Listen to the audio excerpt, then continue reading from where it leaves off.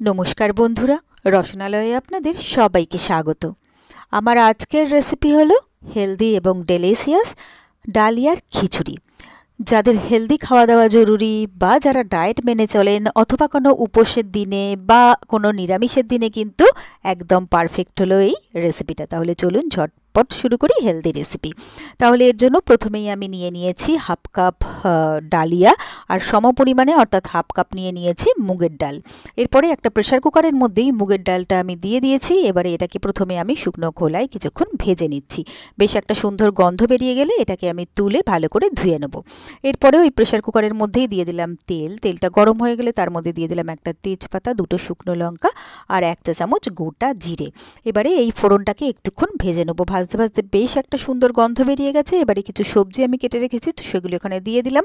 তার মধ্যে নিয়ে নিয়েছি গাজর, বিনস, মটরশুঁটি, সুইট কর্ন আর দিয়ে দিয়েছি এখানে আলু। সবটাকে আমি কিছুক্ষণের জন্য ভেজে নিচ্ছি। এগুলো ভাজা হয়ে গেলে এর মধ্যে দিয়ে দিচ্ছি 1 টেবিল চামচ আদা বাটা, দিয়ে দিচ্ছি 1 চা চামচ জিরের গুঁড়ো, 1 চা চামচ ধনের গুঁড়ো, কম 1 চা চামচ লাল লঙ্কার গুঁড়ো আর দিয়ে দিচ্ছি এখানে একটা টমেটো কুচি, দিয়ে দিচ্ছি একটা কাঁচা লঙ্কা কুচি, দিয়ে দিচ্ছি সামান্য পরিমাণে হলুদ আর দিয়ে দেবো স্বাদ মতো নুন। এবারে 2 টেবিল চামচ জল এর মধ্যে দিয়ে দেবো। তারপরে সবটাকে মিলিয়ে মিশিয়ে নিয়ে মশলাটাকে আমি খুব ভালো করে কষিয়ে নেব। তো মশলাটা আমার বেশ ভালোভাবে কষানো হয়ে গেছে। এরপরে আমি এর মধ্যে দিয়ে দিলাম ভেজে ধুয়ে রাখা মুগের ডালটা। এবারে ডালটা দিয়েও সবটাকে আমি ভালো করে আরও একবার কষিয়ে নিচ্ছি। আর এইভাবে যদি ডালিয়ার খিচুড়ি বানানো যায়, নিরামিষ হলেও এটা কিন্তু খেতে ভীষণ সুস্বাদু হয় আর বানানোও যায় ভীষণ চটপট।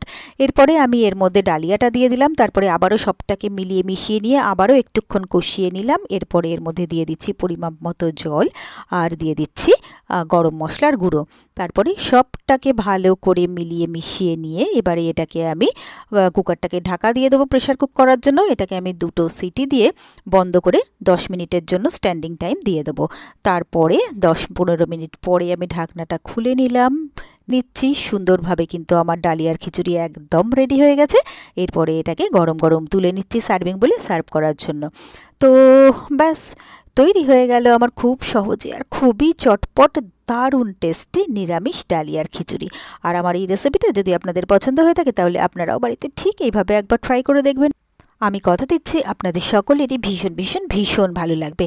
আর আমার রেসিপিগুলো যদি আপনাদের ভালো লেগে থাকে তাহলে প্লিজ আমার ভিডিওগুলোতে লাইক, কমেন্টস ও শেয়ার করবেন। আর আমার চ্যানেলটা যদি নতুন চেক করতে থাকেন তাহলে প্লিজ আমার চ্যানেলটাকে সাবস্ক্রাইব করে পাশে থাকা বেল আইকনটা প্রেস করে দেবেন। আর আমার ফেসবুক পেজ আর ইনস্টাগ্রামটাকেও প্লিজ ফলো করে নেবেন।